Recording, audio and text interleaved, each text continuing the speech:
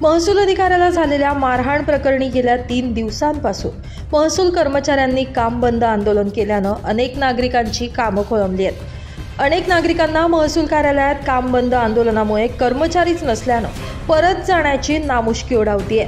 महसूल अधिकाऱ्यावर झालेल्या हल्ल्याचा निषेधच, परंतु त्या माध्यमातून नागरिकांना वेठीस धरणं कितपत योग्य असा सवाल आता नागरिकांकडून उपस्थित केला जातोय।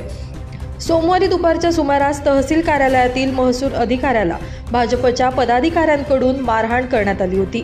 यामुळे हल्ल्याच्या निषेधार्थ महसूल कर्मचाऱ्यांनी आक्रमक पवित्रा हाती घेत गुन्हा दाखल केला।